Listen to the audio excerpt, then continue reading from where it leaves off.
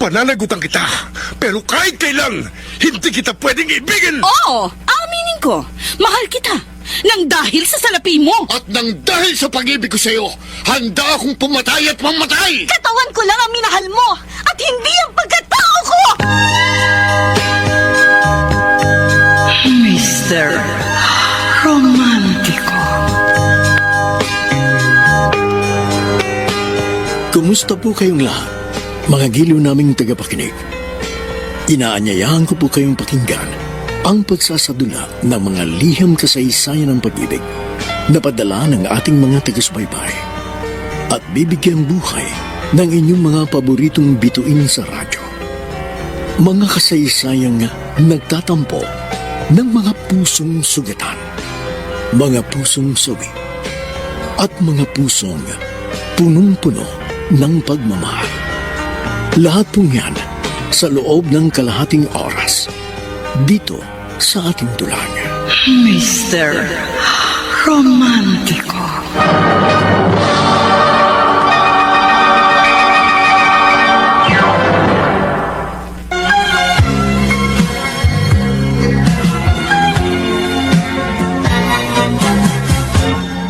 Magandang umaga po mga giliw naming taga-subaybay. Narito na ang tampok na kasaysayan sa ating palatuntunan. Ang sulat ay padala ng isa nating tagapakinig. Akala ko ang puso ko. Dear Mr. Romantico, ako po si Oswald ng Fairview, Quezon City. Isa po ako sa masugid na listener ng inyong programa at hindi ko inaasang darating ang pagkakataong ako naman ang magsasalaysay ng aking love life. At gusto kong umpisahan ang aking kwento sa puntong pagod na ako sa paulit-ulit at nakababagot na pangyayari bawat araw. Dating payapat tahimik ang aking mundo, subalit ito'y naging magulot maingay nang dumating sa buhay ko ang aking nakaririnding kasintahan. Umiral na naman ang pagka-paranoid mo. Bakit ba yan lagi sinasabi mo? Palibasa wala ka na maisip na palusot? Hindi ako nagpapalusot dahil hindi rin ako nagsisinungaling. Advance ka lang kung mag-isip eh. Nilalagyan mo ng mali siyang lahat ng nakikita mo. Sus, obvious naman. Lagi siya pumupuso sa mga post mo sa Facebook. At ang gaganda lagi ng comment niya, ha? Tapos, pupusuan mo rin. Hindi lang siya, Debbie. Marami sila. Kahit na. Iba talagang kutob ko sa malditang yun eh. Dahil ikaw lang ang nag-iisip ng masama. Puro negative ang iniisip at lumalabas sa bibig mo. O bakit yun naman ang totoo ha? Ayaw mo lang aminin. Problema mo na yan. Kung ayaw mong maniwala sa akin. Ganito na lang, Oswald. Ibigay mo sa akin ang password ng Facebook mo. Ibinigay ko na sa iyo noon, di ba? Pero ano ginawa mo? Lahat ng kaibigan kong babaeng pinagsasalosan mo, nakablock na. Tapos yung iba, inaway mo pa. Ang dami kong kaibigan at kamag-anak na nagalit at nagtampo sa akin dahil sa kagagahan mo. May nakita kaya ako ron? Nilalandi ka ng isa mong katsyan? Pero nakita mo rin bang nakikipaglandian ako sa kanya? Hindi naman, di ba? Malay ko ba kung meron kang fake account at naroong lahat yung mga babae mo? Debbie, kung wala kang tiwala sa akin at hindi ka naniniwala sa mga sinasabi ko, huwag mo na lang akong kausapin. Sa totoo lang, pagod na akong unawain at pagpasensyahan ka. Ay, ano nga gusto mo mangyari? Aba, ikaw? Ano ba gusto mo? Sabihin mo lang at madali akong kausap. Sa tono ng pananalita mo, parang gusto mo na makipag-break sa akin, ha? Para ano, ha? Para maging malaya ka sa pambababae mo? Ayoko na talaga, Debbie. Sawang-sawa na ako sa paulit-ulit nating pagtatalo. Okay sana kung may nangyayaring maganda sa pag-aaway natin. Ang kaso, lalo kang nagiging paranoid. Kasi nga may tinatago ka sa akin, kaya ilabas mo na. Nako, sasayangin ko lang ang oras ko sa'yo. Diyan ka na nga. Teka mo, sandali Ano sa ba? pupunta. Bumalik ka dito. Sandali lang, ano ba? Bitiwan mo nga ako. Kinakausap pa kita, kaya wag mo ko tinatalikuran. Wala kang kwenta kausap. Naririndi na ako sa paulit-ulit mong litanya. Sinasadya mo awayin ako para makakita ka ng dahilan maghiwalay tayo. Hindi ako kundi ikaw ang lagi nag-uumpisa ng away. At kung lagi tayong ganito, mas mabuti pa mag-break na lang tayo!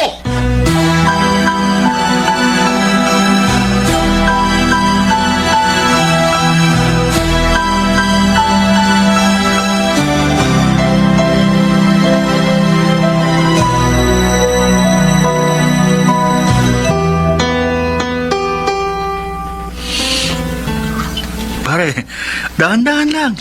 Ang bilis mo namang tumagay. Baka malasing ka kagad yan. Dito ko lang talaga pwedeng ibuhos ang sama ng loob ko. Para namang hindi ka sanay. Ang tagal nyo ng ganyan. Yun nga ang akala ko, Paulo, na masasanay din ako. Ang kaso napapagod na ako eh. Gusto ko nang sumuko. Oswald, mahal mo ba talaga si Debbie? Tatagal ba naman ako sa ugali niya kung hindi ko siya mahal? Oh, yun naman pala eh. Magtiis ka na lang. Ewan ko. Bahala na. Basta't gusto ko namang makawala sa miserable kong kalagayan.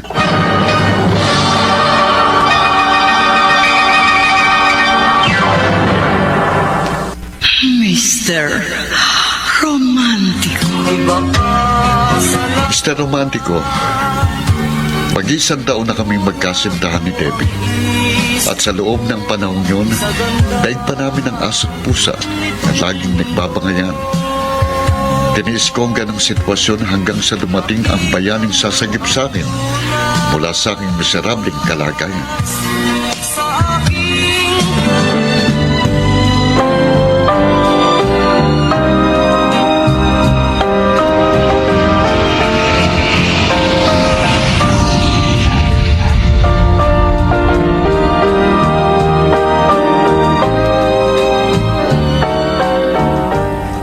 Bakit ngayon ka lang, anak? Pasensya na po, Mama.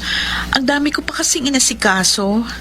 Pinilit ko talagang matapos ka agad para nga makauwi ako. Hindi na nga ako nakapunta sa burol at libing ni Papa. Kaya nga, sinikap kong makarating dito bago mag 40 days. Ano ba talagang plano mo? Dito ka na ba for good o babalik ka pa sa California? Pag-uusapan na lang po namin ni Oswald ang bagay na yan. Itutuloy mo pa rin ba ang pagtupad sa kasunduan? Hindi ko po pwedeng biguin si Papa. Lalo na ngayon, wala na siya. Hindi matatahimik ang kaluluwa niya. Ay, pero alam mo bang may girlfriend na si Oswald? Kaya nga eh, kailangan namin mag-usap. At kung hindi siya papayag, wala na po akong magagawa.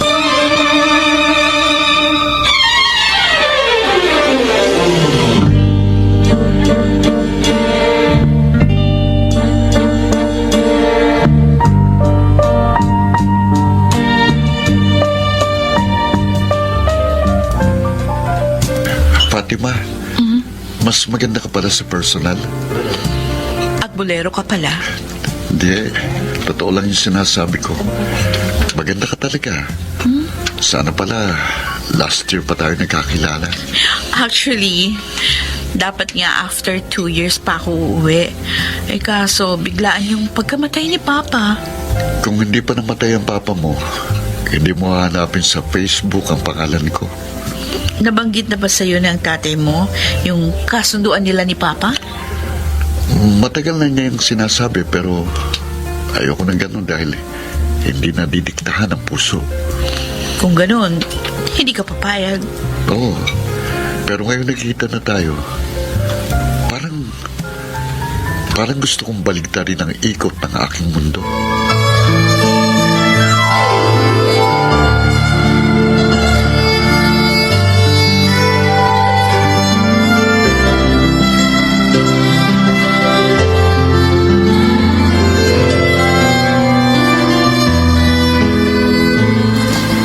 Kamusta naman ang pag-uusap mo? Okay naman tayo. Maganda siya, matalino, mabait, at dissenting kausap. Eh, ikaw lang naman kasi yung hindi ka makapaghintay. Eh, tuloy yung napala mo. Nagdudusa ka, nagtitiis sa bungangera mong girlfriend. Kasalanan ko ba kung nagmana ako sa inyo? Bungangera din naman si inay, di po ba? Kaya nga, huwag mo na akong gayahin. Kalimutan mo na si Debbie. Si Pati mo na lang ay ipalit mo. Eh, hindi po yun ganun kadali tayo. Sigurado pong may magaganap na World War III kapag ginawa ko yun.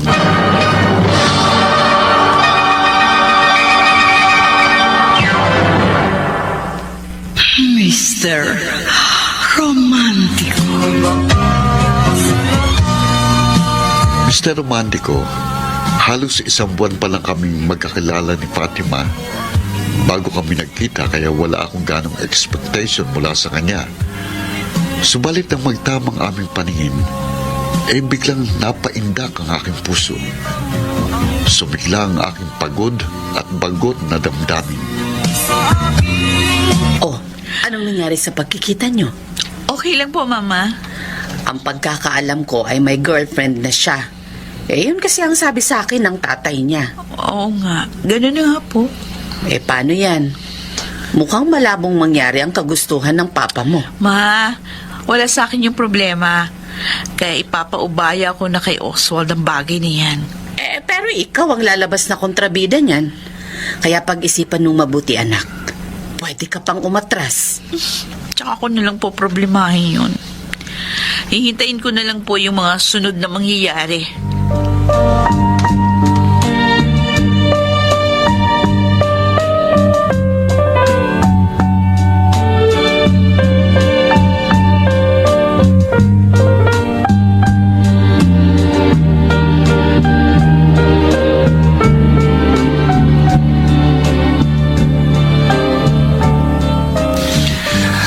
Akala ko ba hindi ka sangayon sa fixed marriage? Depende sa sitwasyon. Barang sagot mo ngayon At napapansin ko kakaiba ang iyong aura. Don't tell me, in love ka na kay Fatima. Siguro nga, para kasing na-love at first sight ako sa kanya. Paano na si Debbie? Sigurado malaking gulo yan, pare. Yun ang aking paplansyahin. Kailangan ko munang tapusin ang chapter 1 bago ko umpisa ng chapter 2. Ibig sabihin, makikipag-break ka kay Debbie? Kahit noong pa man, gusto ko nang kumalas sa kanya. Paano kung hindi siya pumayag? Kapag sinabi kong ayoko na. At wala na siyang magagawa.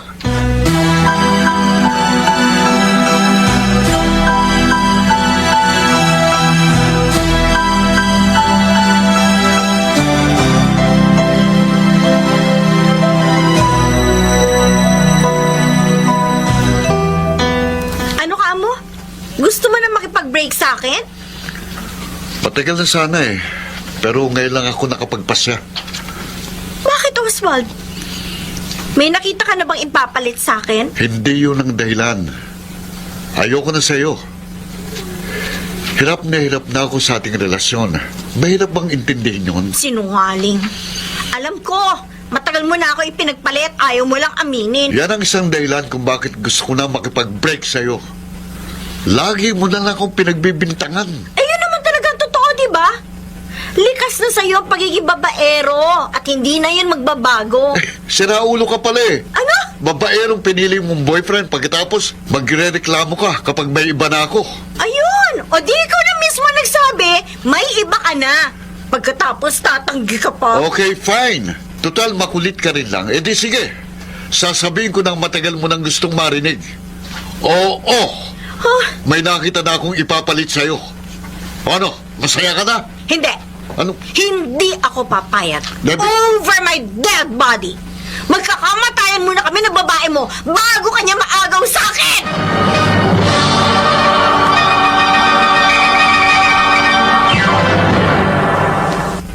Mr. Romantico. Kay kanilang pag-ibig. Dear Mr. Romantico, batid ko namang mahirapan akong makipag-iwalay kay Debbie dahil daig pa niya ang tuko sa pagkapit sa aming relasyon. Subalit wala na akong nakikitang dahilan upang ipagpatuloy pa ang aming paglalakbay dahil wala na rin naman itong patutunguhan. Hindi ako nagbibiro, Oswald. Papatayin ko yung babae mo kapag nagkita kami. Pero akong mamamatay sa konsumisyon kapag hindi ako nakipag-break sa'yo. Hindi ba nakikita, Debbie? Palala na tayo ng palala. Doon din tayo pupunta balang araw. Huwag na natin patagalin. Tapusin na natin ang lahat. Hindi pwede. Ayoko. Kahit anong mangyari, hindi ako makikipag-break At sa'yo. ano gusto mo? Patuloy ako magdus at magtiis? Kung talagang mahal mo ko, palalayain mo ko. At kung talagang mahal mo rin ako, patuloy mo ako uunawain at magpapasensyahan. Ayun nga ang problema Hindi na kita mahal dahil inubos mo ng aking pasensya at pangunawa. Basta. Hindi ako papayag. Dahil kung ipagpapalit mo ako, guguluhin ko ang buhay niyo ng babae mo. Hindi ko kayo patatahimikin. Matagal nang magulong buhay ko. Wala na akong katahimikan dahil masyado kang maingay. Kaya umpisa ngayon. Tapos na sa atin ang lahat.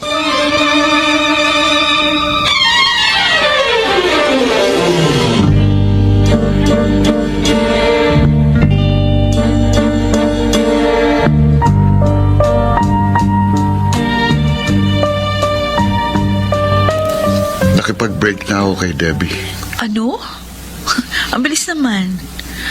Ganyan ka ba talaga kadaling bumitiw sa isang relasyon? Para ka lang naghubad ng damit? Aaminin ko, Fatima.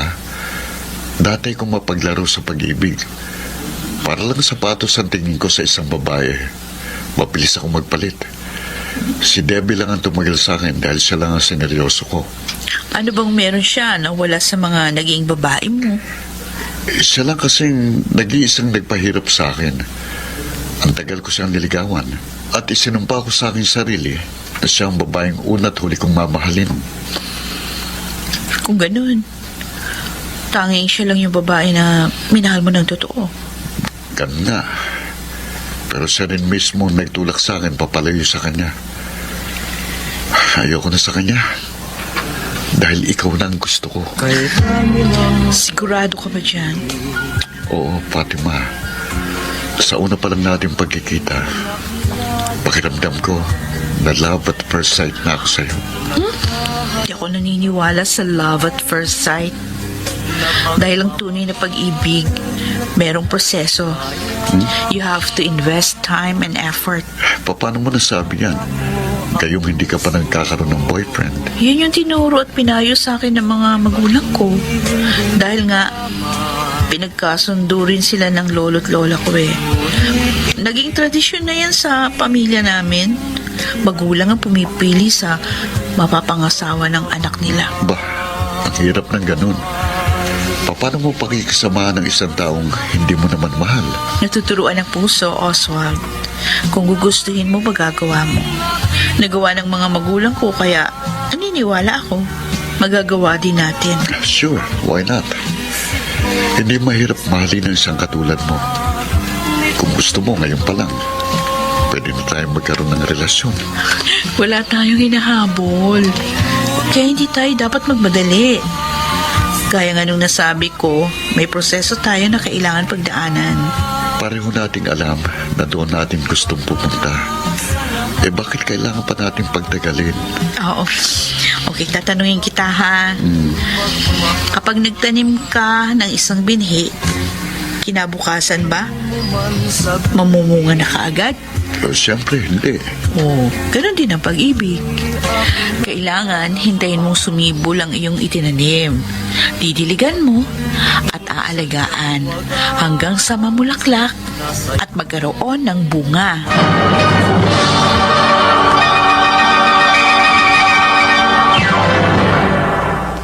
Mr. Romantico. Mr. Romantico, pinahanga ako ni Fatima dahil sa kakaiba niyang pananaw sa buhay. Kaya naman lalong sumidhi ang aking pagnanasa na makilala siya ng lubusan. Kabigha-bighani hindi lang ang kanyang kagandahang panlabas, kundi masinggit ang kanyang kagandahang panloob.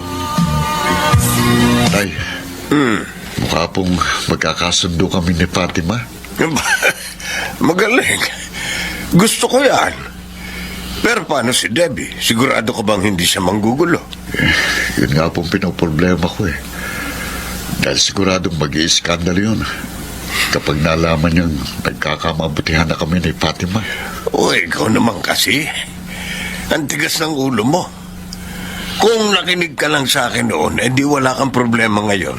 Kaya nga po. Pero ako nang bahala ron. Siguruhin mo lang na hindi sila magpapangita. Dahil malaking iskandal yun. At baka maging dahilan pa ng pag-atras ni Fatima. Hindi po, tay. Hindi ko hayaang mangyari yun. Mamahaling ginto ang aking natikpuan. Kaya hindi ko na po hayaang mawala pa yun.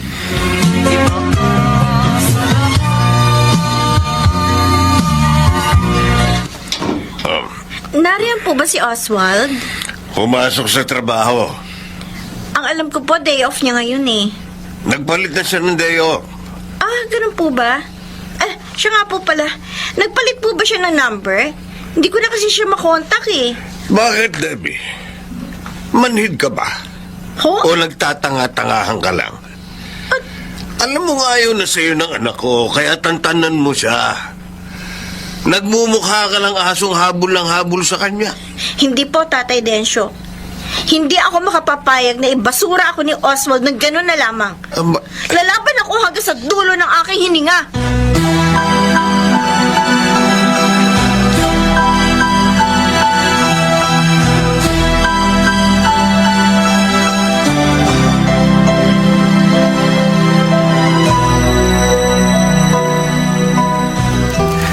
Wala kang makukuha ang impormasyon sa akin dahil wala rin akong alam.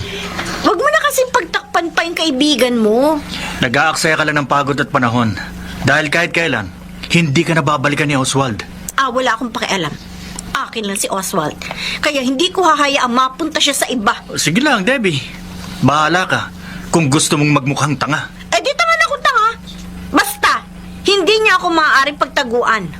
Susundan ko siya kahit saang impyerno siya magpunta.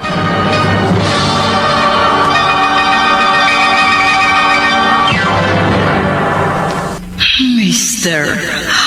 Romantico.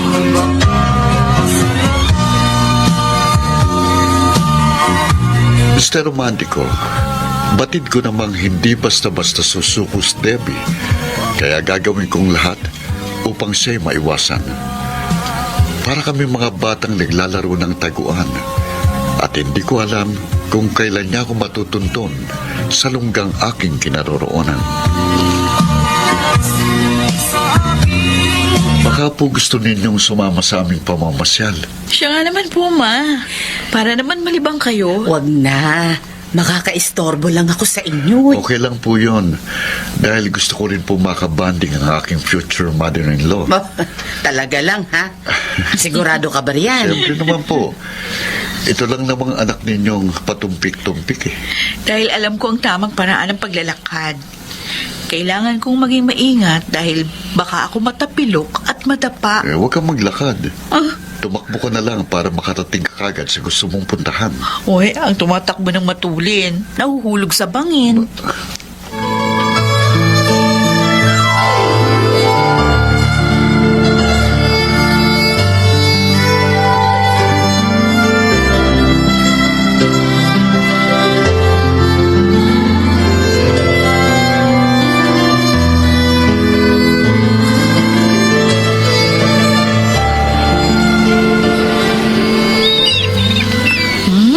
Napaka-peaceful ng lugar na ito.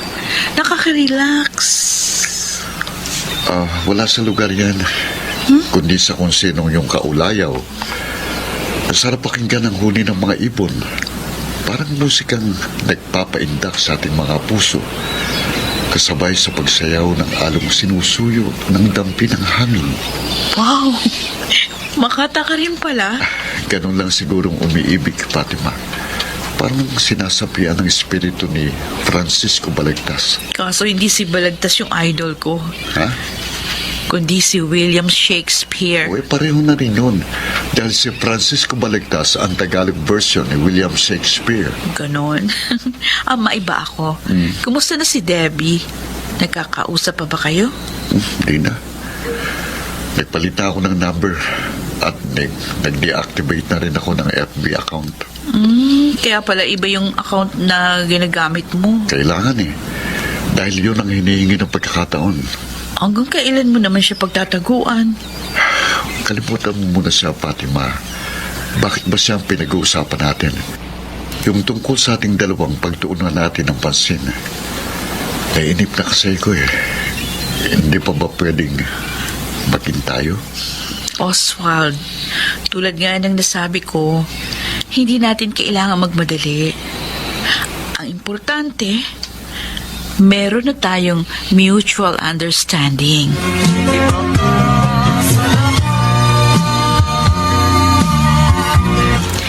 Marami kaming pinupuntahan noon ni Oswald. At ito ang paborito niyang lugar. Sana naman magawi siya rito. Ay, Si Oswald ang lalaki yun, ah. Oo nga. Siya nga. At may kasama siya babae. Mukhang umaayon sa akin pagkakataon. Yari ka sa akin, maldita ka. Makikita mo, hinahanap mo. Magaling, magaling, magaling! Very good! Debbie? Oh, bakit parang ka nakakita ng multo? Huh? Natatakot ka ba sa akin? Hindi ako ang dapat mong katakutan, kundi ang kasama mong aswang!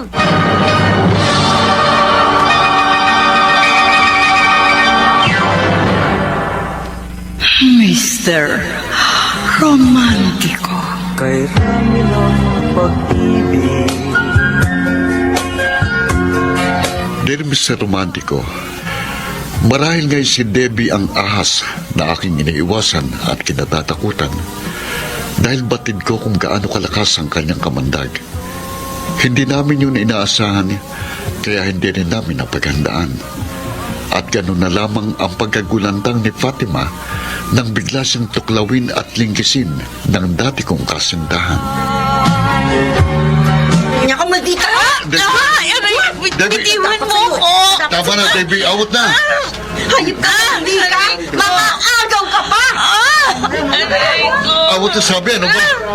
Bitiwan mo buhok ni Fatima! Hindi! Kakalbuhin ko ang babaeng ito! Tumigil ka na, ano ba? Bitiwan mo si Fatima! Hindi ko siya bibitiwan! Bakit hindi na upo sa bukit? Tama na! Hoy, huwag kayong manood! Tulungan niyo ako! Awatin natin sila! Nasaktan ka ba? Pasensya ka na, hindi ko kasi akalaing pupunta sa rito. Okay lang. Huwag mo akong alalahanin. Bakit hindi ka lumaban? Lalo lang lalaki ang gulo kung papatulan ko siya. Kaya hinayaan mo lang nasaktan ka niya. Naunawaan ko naman siya. Dahil meron siyang malalim na pinaguhukutan ng galit niya. Kahit na, wala pa rin siyang karapatang laitin ka, saktan niya, nang walang pakundangan. Okay lang yun. Kasama na ito sa consequence na dapat kong harapin ng buong tapang. Matapang ka, Fatima. Kaya kung sakaling mangyari uli yun, dapat ka na sigurong lumaban. Oo.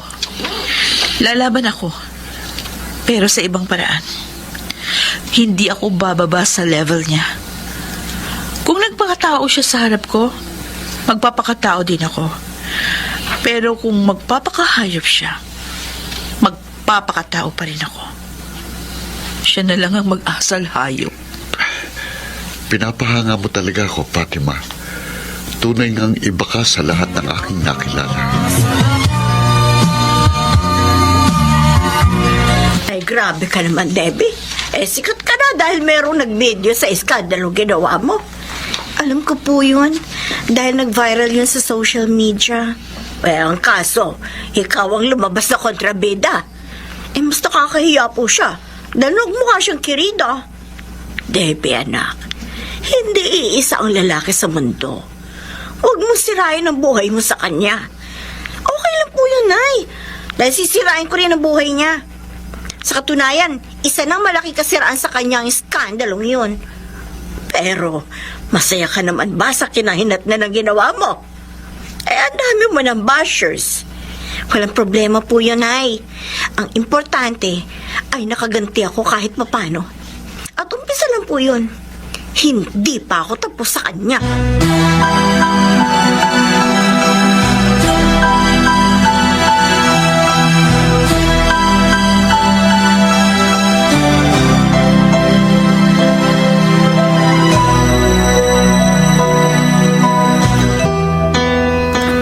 Kung nabubuhay ang papa mo, hindi niya palalagpasin ang pangyayaring ito. Dahil hindi niya matatanggap ang kahihiyang sinapit mo. Kaya nga po, Ma. Mabuti na lang wala na si Papa. Paano yan? Tuloy ka pa rin ba? Hindi ka ba aatras? Dangal mo na ang nakataya rito, kaya mag-isip kang mabuti. Yun na nga po, Ma. Nadungisan na ang dangal ko. Ngayon pa ba ako susuko? Mahal mo ba si Oswald? Mahal ko po. Habang tumatagal, unti-unti nang nahuhulog ang loob ko sa kanya. Kaya may sapat na akong dahilan para ipaglaban ko siya. Pero, paano kung tuluyang masira ang ating pangalan? Paano kung mawala ang respeto ng mga tao sa ating paligid? O sino ba sila sa buhay natin para magpa-apekto tayo sa kanila? Hindi sila kawalan sa atin. At hindi tayo basta nalang huhusgahan ng mga tunay nating kaibigan na nagmamalasakit sa atin. Ay, sige, ikaw ang bahala. Kung diyan ka masaya, hindi kita pipigilan. Basta narito lang ako para umalalay at sumuporta sa lahat ng iyong gagawin.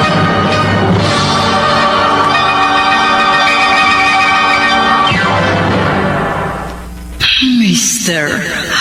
Romantico.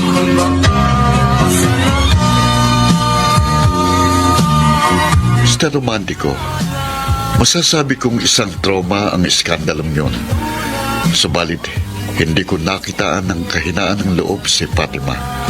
Kaya naman, lalo ko siyang hinangaan at minahal. Siya ang klase ng babaeng karapat-dapat ipaglaban, maging hanggang sa kamatayan.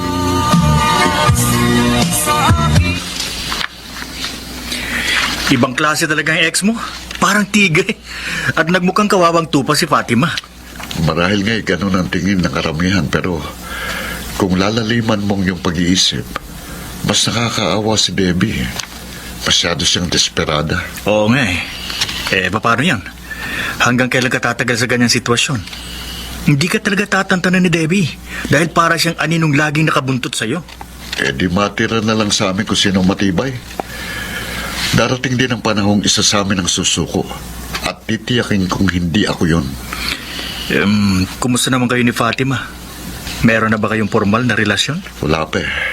Pero hindi na importante yon. Mahal ko siya at alam kong mahal na rin niya ako. At yon ang mahalaga.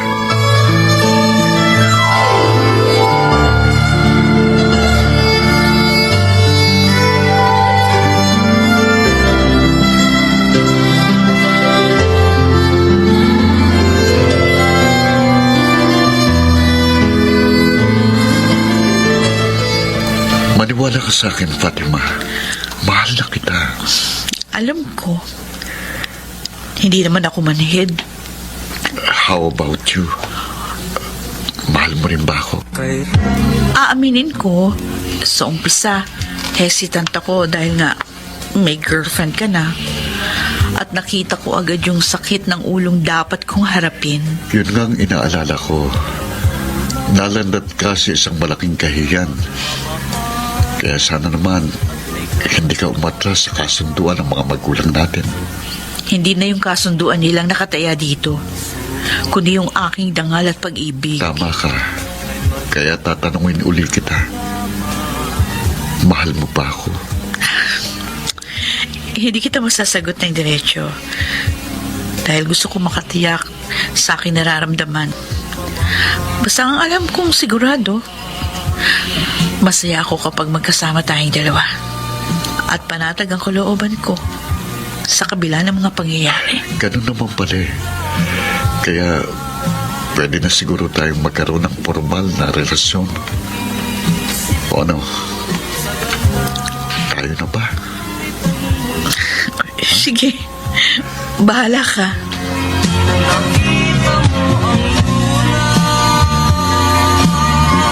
Tay, formal na pong relasyon namin ni Fatima. Girlfriend ko na po siya. Very good. Pinasaya mo ko, anak. Sayang at wala na ang kaibigan ko.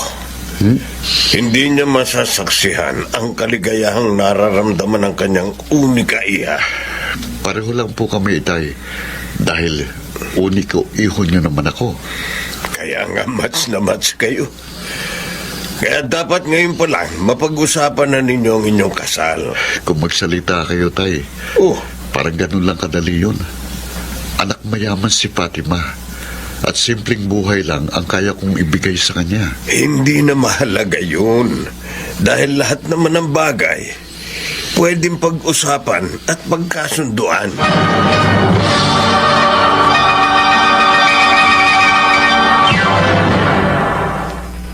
Mr. Romantico.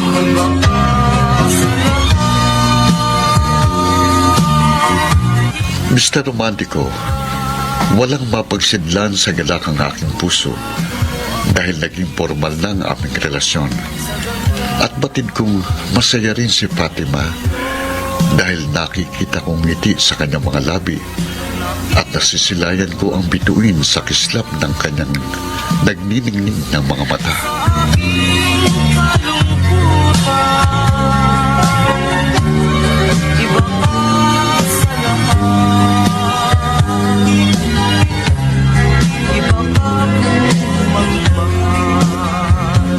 Oswald, isa lang yung nakikita kong solusyon sa problema natin. Ano yun? Sumama ka sa akin. Ah, Doon na lang tayo manira sa California. hindi ganun kadali yun, Fatima. Una, wala akong US visa. Magagawa natin yun ng paraan. Akong bahala. Malaking gastos yan. Wala akong pera. No problem. Akong bahala sa gastos. Nahihiya na ako, Fatima. Ngayon ko lang na-realize na hindi tayo bagay. Mayaman ka at simpleng tao lang ako. Ano naman ngayon?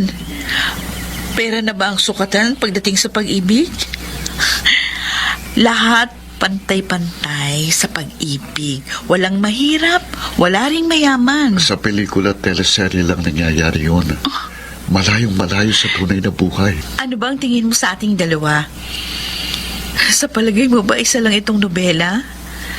Hindi, Oswald. Dahil tunay at wagas ang pagmamahalang namamagitan sa atin.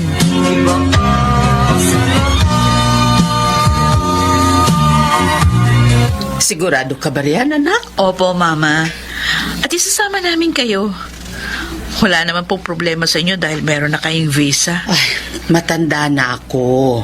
At gusto kong gugulin dito sa Pilipinas sa mga huling sandali ng buhay ko. Ma, huwag niyo sabihin yan. Dahil ang tingin ko sa inyo, tatagal pa ng 10 hanggang 20 taon ang inyong buhay. Huwag ako ang iyong alalahanin. Ang pagtuunan mo ng pansin ay ang plano at pangarap niyo ni Oswald. Kasama kayo sa plano namin, Ma. Hindi namin kayo pwedeng isang tabi. Basta, unahin niyo ang bagay na dapat unahin. Saka niyo na lang ako alalahanin kapag maayos na ang lahat.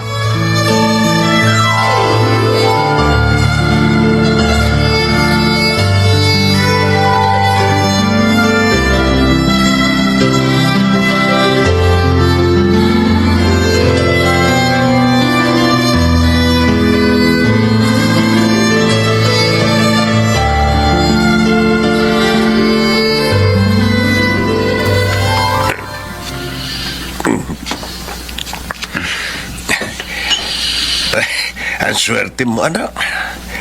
Ikaw ang lalaki, pero ikaw ang bibigyan ni Fatima ng marangyang buhay. Yun nga pong nakakahiya dahil akong lalaki. Ay, ayan na. Ayan na. Sino? Dumating na ang kontrabida. Bakit? Anong kailangan mo? Gusto ko lang po makausap si Oswald. May importante ako sasabihin. Ano ba yun? Sabihin mo na. Di ba ninyo ako papapasukin? Paano kung dito ka naman magkalat ng at magskandalo? Talaga mag-iiskandalo ako dito kapag hindi niyo ako kinausap ng maayos. Sandali oh. Ano ba problema mo? Hindi mo ako maaaring takasan, Oswald. Pwede ba patahimikin mo na ako? At manahimik ka na rin. May importanteng bagay ka dapat malaman. Kung ano man ang sasabihin mo, wala na akong pakialam. Buntis ako, Oswald. Kaya dapat mo ako panagutan. Ano? Kailan ka pa natutong gumawa ng fake news? Yun ang totoo. 3 buwan na akong buntis. At ikaw ang ama na dinadala ko.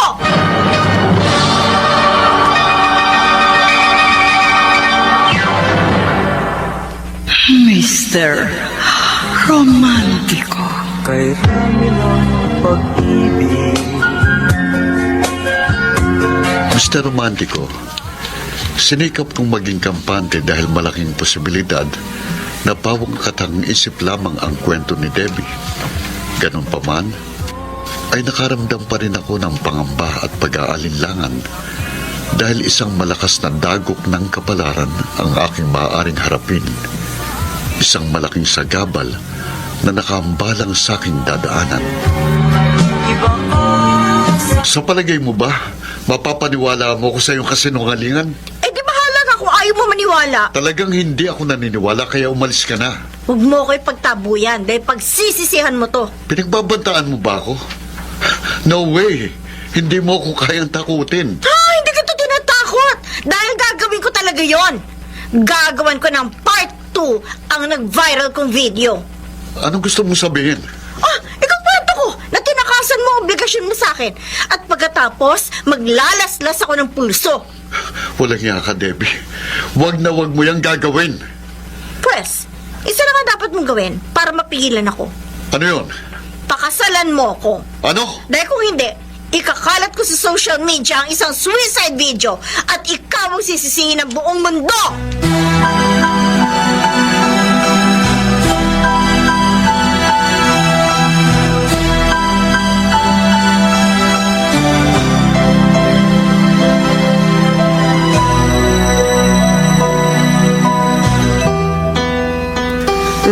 Nananakot lang ang babaeng yun. Alam mo naman kung gaano siya kadesperada. Sana nga po, Itay. Saywar ang gustong digmaan ni Debbie, kaya dapat alam mo kung paano ka lalaban. Pero paano nga? Anong dapat kong gawin? Kailangan patunayan muna niya na totoo nga ang kanyang sinasabi. Kaya hintayin mong lumubo yung tiyan niya. Paano po kung ganun nga ang mangyari? O di hintayin mo lumabas ang bata at magpa-DNA test kayo. Dahil yun lang ang magpapatunay na ikaw nga ang ama. Matagal na proseso po yun, Tay.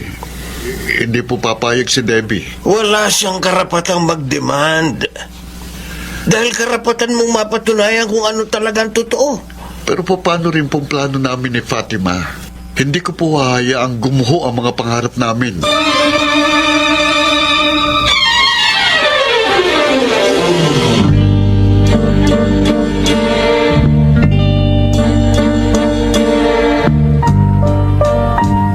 Tama ang tatay mo, Oswald. Kailangan patunayan ni Debbie yung mga sinasabi niya. Pero paano kung buntis nga siya? At akong ama ng batang dinadala niya? Huwag kang mag-isip ng advance. Maghintay ka ng tamang panahon. Fatima, at patawarin mo ko kung pati ikaw nadadami sa aking komplikadong sitwasyon. Ang problema mo, problema ko na rin. Ang kalbaryo mo, kalbaryo ko rin. At kahit pa kasing bigat ng mundo ang dalahing iyong pinapasan, tutulungan kita magbuhat. Ipaglalaban kita at hindi kita iiwan. Ganyan kita kamahal.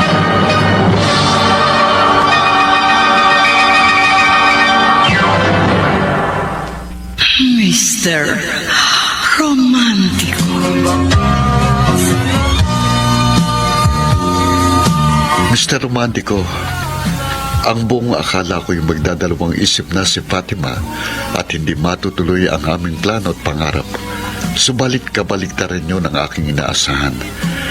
Dahil lalong humigpit ang kanyang pagkapit sa aming sumpaan, bagay na nagpatatag sa aking kaloobang nauubusan ng lakas. Para akong tupang ligaw na hindi alam kung saan susuling, subalit si Fatima ang nagsilbing ilaw na gumagabay sa aking madilim na landas. Sigurado ka ba? Baka naman false alarm lang yan. Aaminin ko, sinungaling ako. Pero sa pagkakataong ito, nakakatiyak akong totoo ang sinasabi ko. Anong reaksyon ni Oswald? Ayaw niya maniwala. Kaya binigyan ko siya ng panahon makapag-isip. Sa palagay mo ba, makukumbinsi mo siya? Just wait and see, Paolo. Kaya ay handa mo na yung sarili mo. Dahil malamang na ikaw ang kukunin niyang best man kapag natuloy ang aming kasal.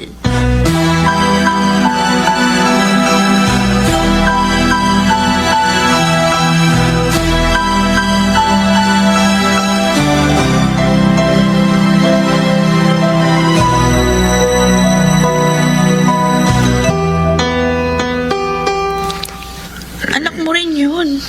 Ayoko munang mag-assume hanggang hindi pa na isasagawa ang aming DNA test. Hindi ka pa rin ba kumbinsido? Gusto ko makatiyak, Fatima. Alam ko, nag-aalala ka sa akin. Tama ka. Labis nga ako nag-aalala para sa'yo eh. Alam kong labis kang masasaktan. Kaya patawarin mo ako. Wala kang kasalanan. Dahil may namamagitan na sa inyo noon, bago pa lang ako dumating sa buhay mo. Yun nga eh. Bakit hindi ka kagad dumating? Sana nakilala kagad kita bago pa lang nagtagpon landas namin ni Debbie. Huwag kang mabuhay sa nakaraan. Tapos na yun.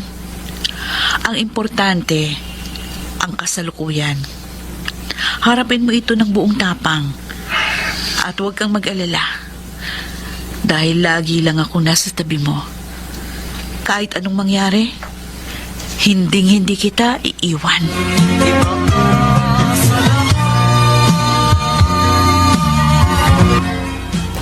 May nakausap na akong doktor na magsasagawa ng DNA testing kay Oswald at sa anak mo. Bakit ikaw? Iyon ang pakiusap ni Oswald. Para daw hindi mabahira ng pagdududa ang resulta. Sa bagay, hindi ako papayag na si Oswald ang maghanap ng doktor. Mayaman ang babae niya, kaya pwede nilang pikiin ang resulta. Pero mapagkakatiwalaan ba naman kita? Sanggang dikit kayo ni Oswald. Sabi ko naman sa'yo, patas ako, di ba? Dahil pareho ko kayong kaibigan. Kaya magtiwala ka sa akin.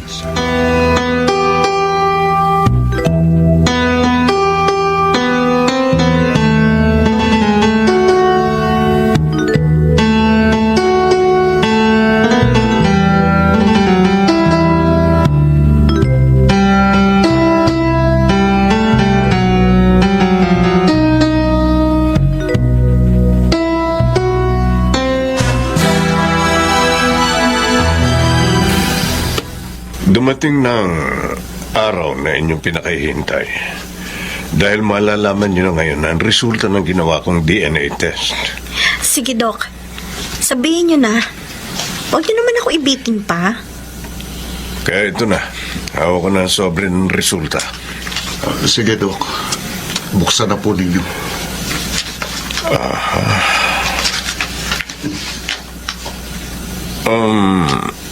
Ayon dito sa resulta ng DNA test ni na Oswald at baby Joshua, ang percentage ng kanilang DNA matching ay... Bakit, Doc? Bakit kayo natigilan?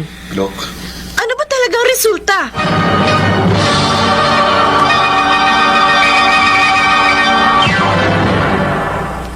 Mr. Romantiko. Kay kanilang pag-ibig.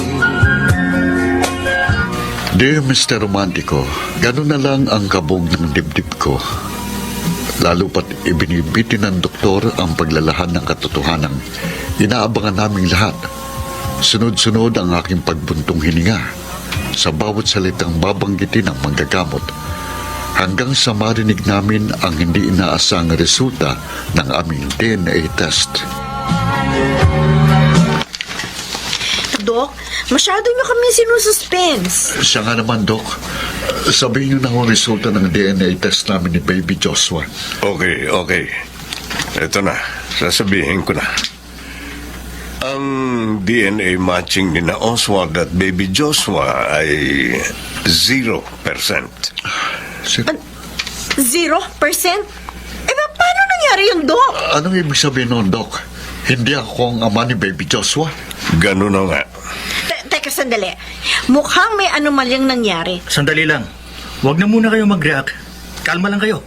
Hintayin nyo na muna matapos ang sasabihin ni Doc. Sige, Doc. Paliwanag niyo mabuti. Ano ba talaga nangyari? Baka naman nagkamali lang kayo. Matagal ko na itong ginagawa, kaya hindi ako maaaring magkamali. Kung gano'n, ano po talagang ibig sabihin ng resulta ng DNA test namin? 0% nga. Yun ang resulta. Hindi mag-ama sina Oswald at baby Joshua. Pero may isa pa akong sobre. Titingnan ko kung anong result nito. Yun naman pala eh. May pangalawang DNA test na ginawa. Baka yun ang tama. Sige, Doc. Buksan nyo ng pangalawang sobre. Baka sakaling iba na ang resulta. Okay. Bubuksan ko na.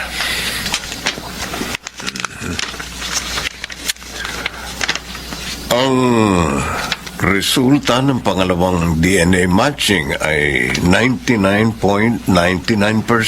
Yon! Sabi ko na nga ba, mali yung una eh. Walang mali, Debbie. Ha? Parehong tama ang resulta ng dalawang DNA testing na ito. Eh, paano po nangyari yon? Bakit magkaiba ang resulta? Dahil magkaiba rin sila. Oo.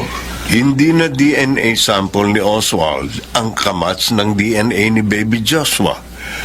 At siya ang tunay na ama. Kung gano'n, kanino pong DNA sample ang pangalawang DNA test? Kay Paulo. Ano? Si Paulo? Oo, Debbie. Si Paulo ang tunay na ama ng iyong anak.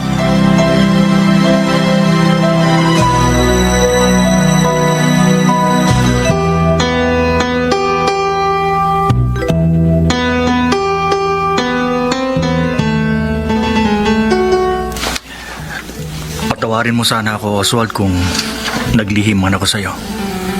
Hindi ko kasi akalaing magbubunga ang aking katrayduran. Nagpa-DNA test ka rin kay Doc dahil nagdududa ka. Ganun na nga. Kaya pasensya na rin kung doble ang binayaran ni Fatima. Wala yun. Maliit na bagay. Pero teka muna. Bakit nga ba nagkaganon? Paano kayo nagkaroon ng ugnayan ni Debbie? Nagkaroon kayo noon ng matinding pag-aaway at niyaya niya akong uminom. At nang malasing kami, hindi namin napaglabanan ng tukso.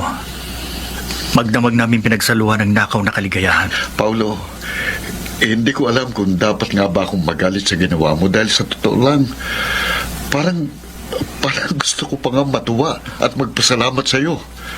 Kaya ikaw nang bahala kay David sa baby, ha? Oo, Oswald. Handa akong panagutan ng aking nagawang kasalanan.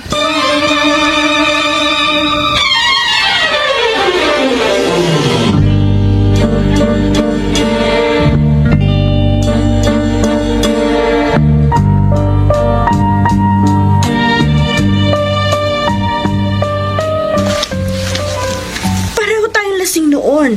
At isang gabi lang yun. Oo. Isang buong magdamag. At nang tayo'y magising at mahimasmasan, inulit pa natin, hindi ba? Pero yun ang una at huli, hindi ba? Hindi na yun nasundan pa. Oo nga, pero malay ko ba kung magbubunga ang nagawa nating kataksilan kay Oswald? Pero mas maraming beses ang nangyari sa amin ni Oswald. Bakit nagkaganon? Malay ba natin na mas fertile ka nung gabing may nangyari sa atin? Kaya nagbunga yun. Siguro nga. Pero paano yan? Ano ngayon ang balak mo? Huwag kang mag-alala.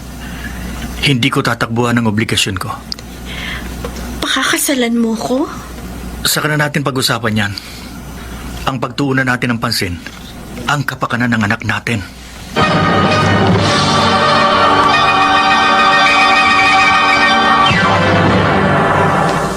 Mr. Romantico.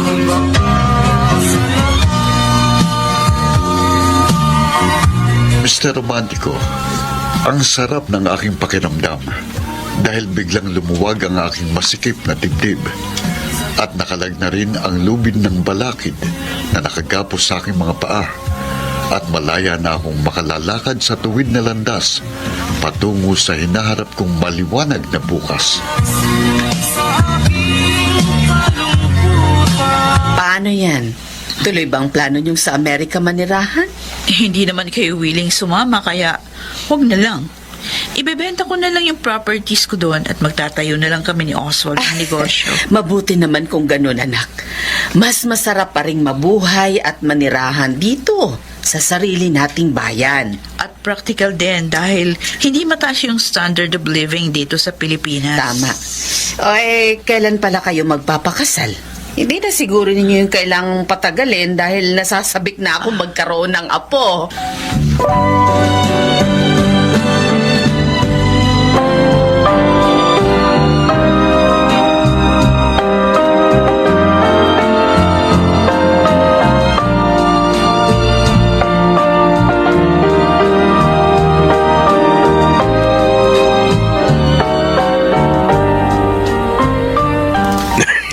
Sa wakas, matutuloy na rin ang ating pagiging magbalae.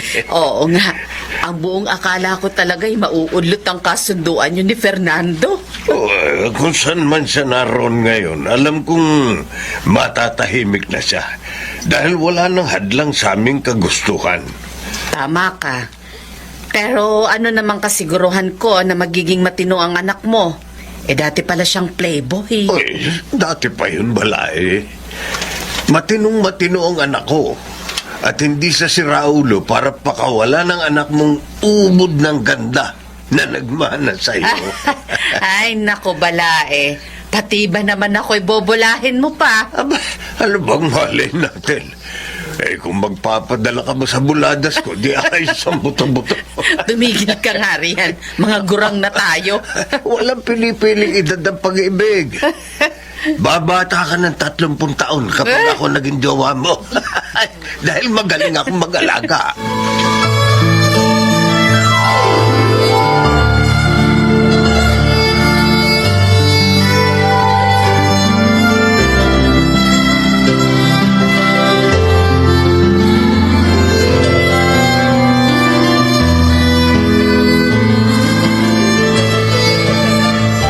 Fatima, hindi ko talaga lubos maisip na biglang maglalahong malaking sagabal sa ating mga pangarap.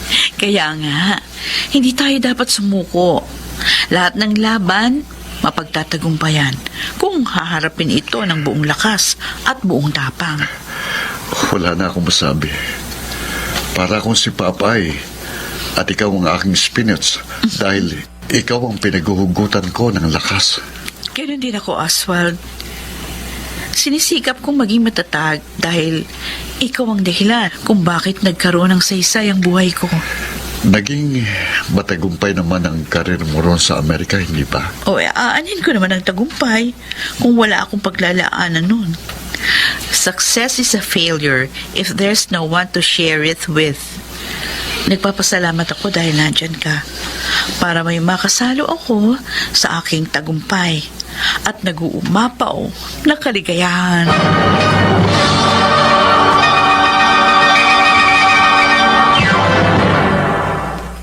Mr. Romantico.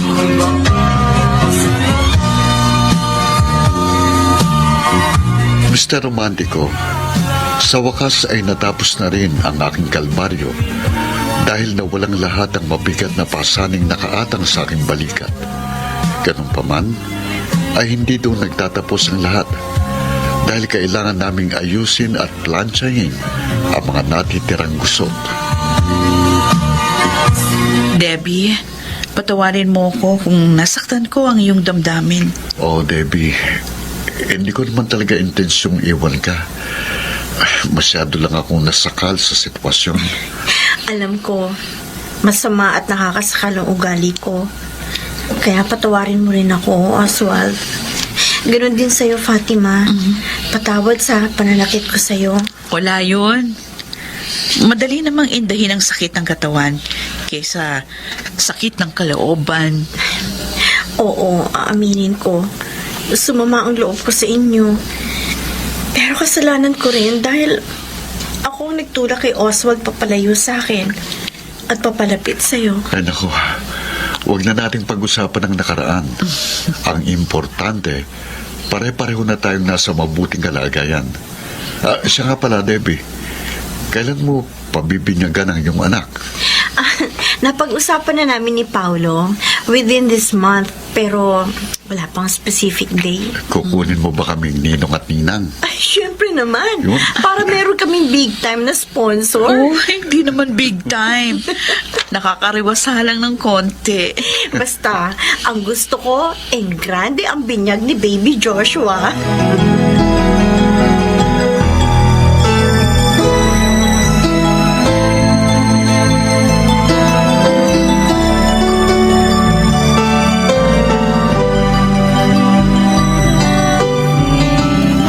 Maraming salamat sa bonggang party.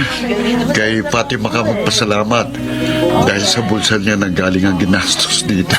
Alam mo pare, ang swerte mo talaga kay Fatima.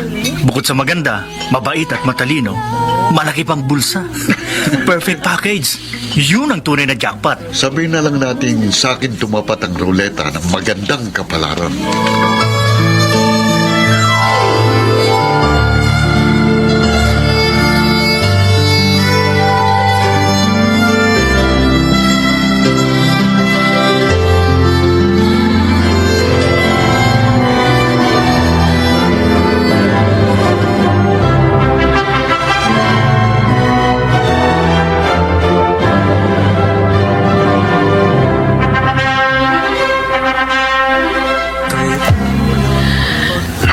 Fatima,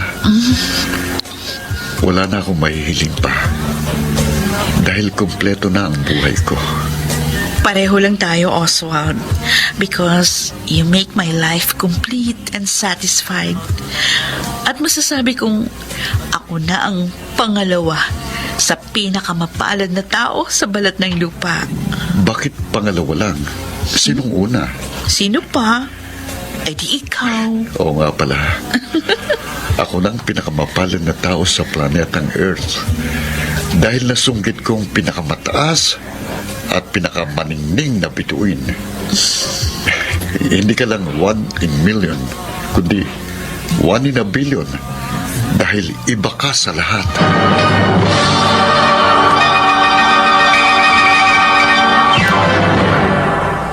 Mr. Romantiko. Kay rami ng pag-ibig. Mr. Romantico, sa ngayon ay may 2 na kaming anak ni Fatima at patuloy kaming namumuhay ng masaya at tahimik. Samantala'y nakasal na rin sina Paulo at Debbie at 2 na rin ang kanilang anak. Hanggang sa ngayon ay napanatili naming 4 ang aming good friendship. Hanggang dito na lamang po, Mr. Romantico. At maraming salamat sa pagbibigay daan mo sa aking liham. Lubos na gumagalang, Oswald. Mga kaibigan, napakinggan po ninyo ang ating dula na ginampanan ng mga sumusunod. Jenaline de la Cruz, Rosana Villegas, Lionel Benamin, Phil Cruz, Maynard Landicho, Soundman Jerry Mucha, sa musika ni Boboy Salonga, Technician Eric Lucero at Bong Muyar. Ang kasaysayang inyong napakinggan ay mula sa panulat ni Toti Sandoval sa direksyon ni Chiquit Amor. Mga giliw naming tagisbaybay, huwag kaliligtaang abangan ang bawat kabanata ng magagandang kasaysayang tampok sa ating palatuntunan. Hanggang sa muli, ako po ang inyong Mr. Romantic.